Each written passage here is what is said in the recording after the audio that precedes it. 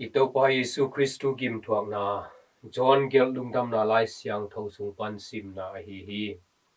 John alian som le giat aneo khat pan alian som le kuwa aneo som li le ni na chiang Jesimani huana John alian som le giat aneo khat pan som ni le sagi chiang Yesu in anung zui te to ki dron lui kantanin apai hi tua laya huano ma tua huan sunga ama nung zui te to alut hi Yesu le nung zui te tua muna pai zel wa hi manin Yesu ale hek Judas in zong tua mun athei hi tua hi manin Judas zong siam pilian tele Farisai mi te in asol kar kap tele biakin ching palik te to hiam to in lal chin le meila de in tua huana hung pai hi Yesu in zong ama tunga apiang ding thu khem peu thei hin a hi manin hung pai hia in amau te kianga adong hi qua zong na hi u hiam amau te in hibang in dong hi Nazareth kwami Jesu azong ka hiu hi Yesu in chi hi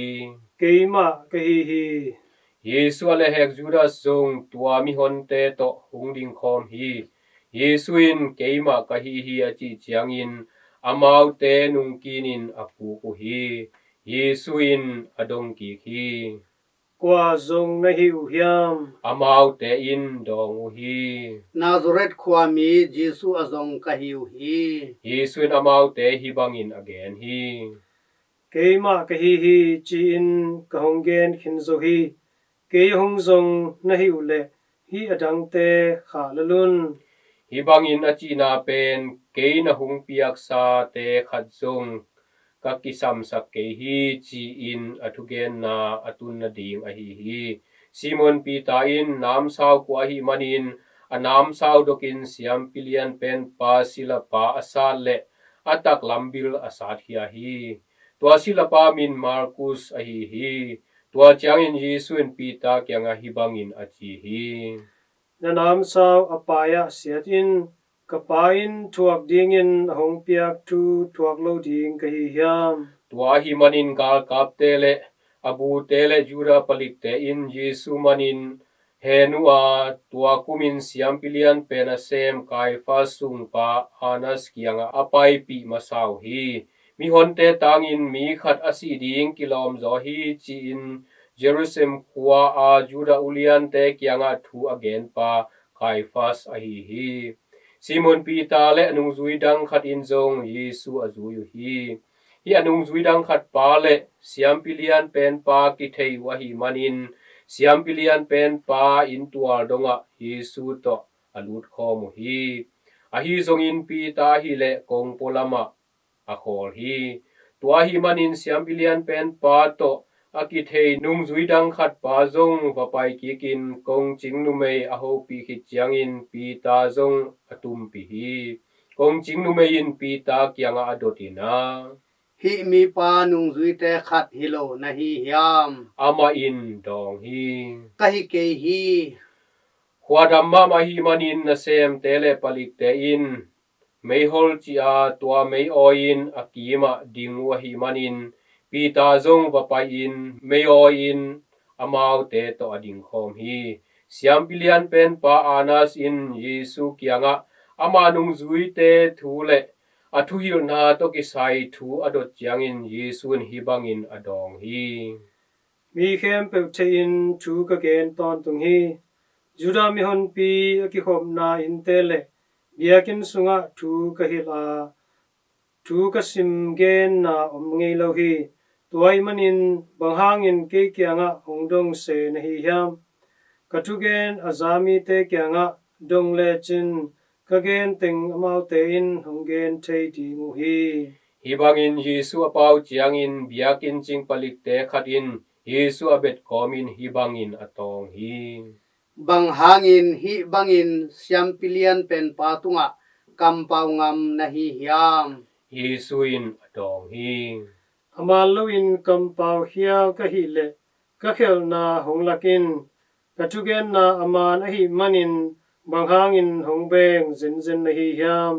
tua chiang in Anas in Yesu akhi sama in siam pilian pen pa Kaifas hianga akuak hi tua bangin meyo in Simon Peter dingin aum lai takin akima omidang te in ama kianga hibangin adong hi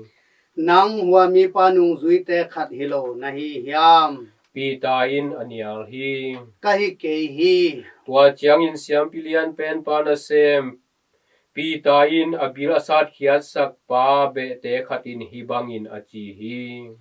wan sunga ama to na khom lai un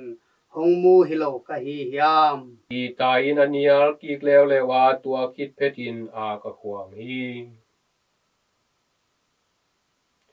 Yesu singlam te tunga sina ding thu khen na thuang na John alian som le giat aneu som ni le giat pan alian som le kwa aneu som le guk chiang tua chiang in Kaifas in panin rum mi kamuk pa pilat omna kumpi ina Yesu apai piu hi tua hun pen jing sang tung a hi Juda mi te hi le paisan poi anneng na sunga ki hel nuwa mo hi manin biak na vain asiang aswa theina dingun kumpi in huang sunga dulo hi tua hi manin amau te kianga pilat hungpu suakin amau te adong hi hi mi pa na mo sang na u bang a hi hiam amau te in hibangin adong hi mi pa agam tat aselo hille nang kianga ka hong tun pi ke ding hi pilatin dong leo hi Jerusalem kwa no jura ulian te ma in pai hiat pi un la no mau thu kham to kituak in ama tunga thu khen un Juda mi te in adon ki na a ko te in mitha thena ding thu kane ke yu hi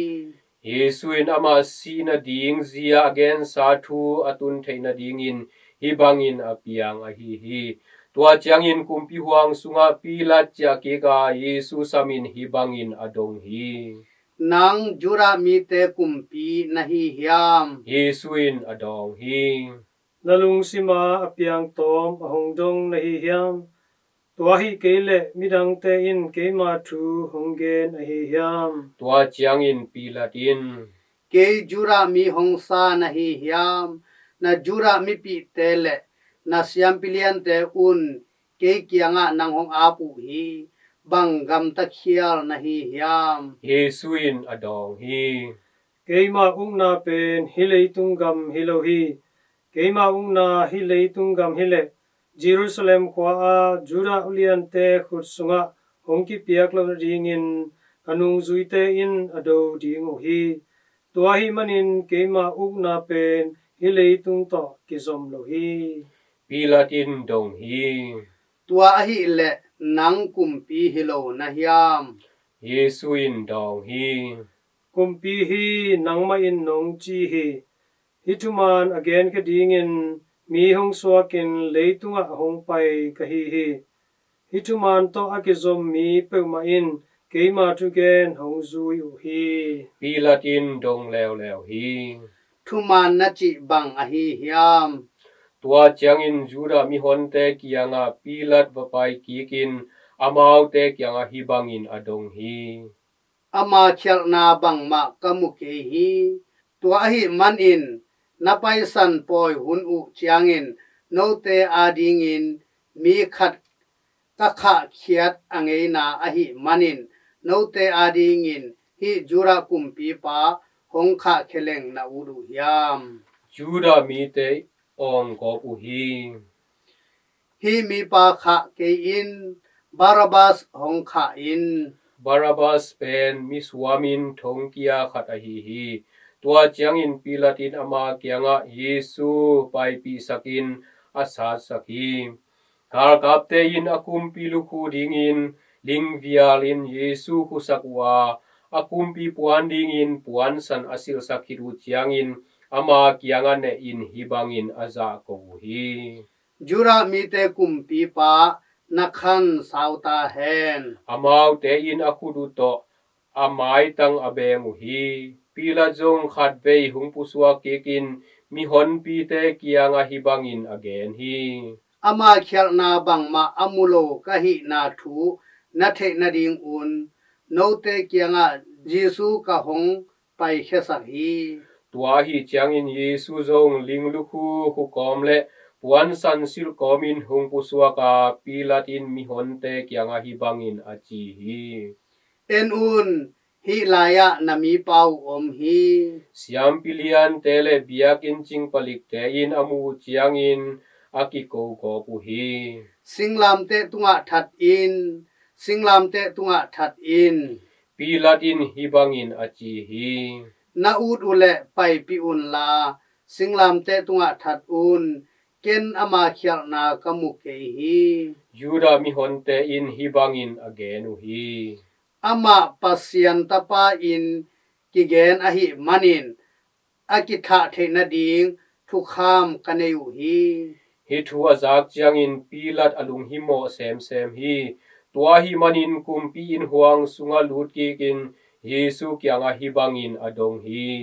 koilai panin ahong pai na hi hiam a hi zongin Yesu in dong lo a hi manin hi bangin adong ki hi hong dong lo ding na hi hiam nang tha theina ding le kha theina ding ana kanei lam phok lo na hi hiam tua chiang in Yesu in hi bangin adong hi pasianin nang tunga hong pelo hile kei tunga ana nane het ke ding hi tua hi manin nang ma khut sunga kei honga te mo na lian zo hi pilat in hi thu azak chiang in Yesu akha theina ding lam pi zongin ahan chiam hi a hi zongin Juda mi hon pi te hi bangin ong in akiko hi hi mi pa na kha pe ma le room gam khem pe au kum pi pa to aki pol lo na hi ding hi kum pi hi ing ach khem pe pen gam khem pe au kum pi pa alang pang a hi pilat in hi bangin mi te kiko na azak chiang in Yesu pai hiat pia Hebrew pawin gabata kichi swang pha pek tunga thukhen na to khom tunga atu hi tuani pen paisan poi hunding kigin ni hiya sun kim lai ta khun a hi pilat in Juda mi te kyanga hi bangin achi hi laya na kum pi pau om hi Juda mi te in hi bangin akiko hi that in singlam te tunga that in pilat in amau te hi bangin adong hi na kum pi pau that mok ding ka hi hiam siam pilian te in hi bangin adong hi room gam khem pe au kum pi pa simlo kum pi dang kane ke yu hi tua hi chiang in singlam te tunga tha ding in amau te khusunga Yesu apeta hi Yesu singlam te tua ki khai na le asina John alian som le kuwa aneo som le sagi pan som thum le sagi chiang amau te in Yesu lain pai hiat piwa ama ki khai na ding singlam te ma posakin Hebrew pawin Golgotha kichi lutangu muala pai piu hi tua lai mun panin singlam te tunga khaiwa ama lang tua ka zong midang khat tuang ma ki khain alai zanga Yesu akhai hi pilatin lai khat gel sakin Juda mi te kumpi pa Nazareth khwa mi Yesu chisaka singlam te tunga aswang saki Yesu ki khai na mun pen Jerusalem khwa pi to kinaya hi manin Judea gam mi te tampi in hilai kigel asimu hi tua lai pen Hebrew lai Latin lai le Greek lai in agel hi tua chiang in siam pilian te in pilat kianga hi bangin agenu hi jura mi te kum pi pa chi in gel ke in la hi mi pa in jura mi te kum pi pa ka hi chi in gel in pilat in hi bangin adong ki hi ka gel sa bang in kip hi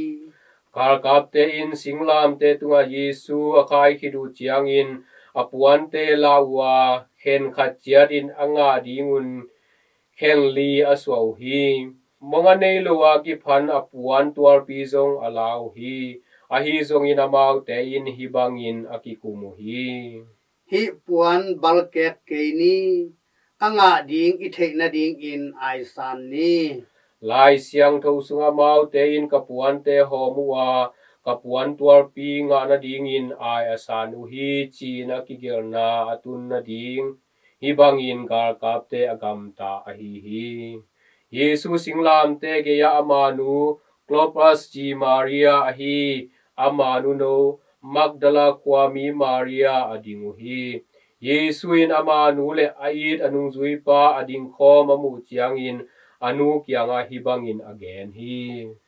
nu o to laya natapa hi anung zui pa kianga hi bangin again hi nanu to laya hi tua hi manin tua huna ki panin nung zui pa in ama ina Yesu nu Maria akem hi tua hun chiang in Yesu in na khem pe ki ching ta hi chi in thei a hi manin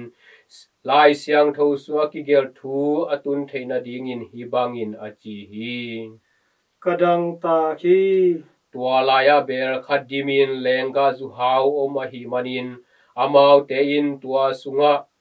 tuihum na dia in puk na hiang don akoi kidu chiang in Yesu kama avata to hi Yesu in lenga zu hau achap khit chiang in hi bangin again hi man hin ta hi tua khit chiang in alu puk sukin asi hi Yesu luang ki vuina John alian som le kwa neu som thum le khat pan som li le ni chiang tuani pen kigin ni hiya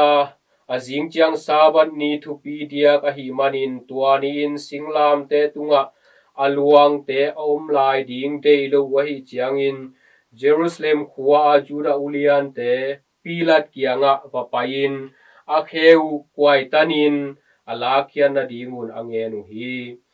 tua hi manin gar kap te hung paiwa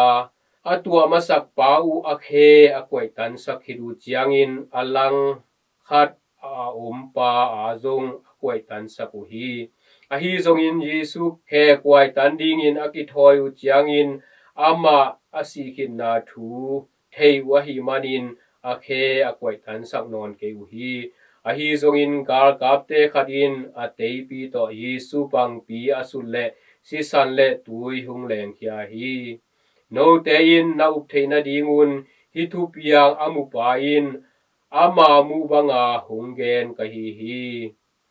ama thu gen te aman thu hiya again pa in aman tak tak again ahi na thu zong a thei hi lai siang tho sunga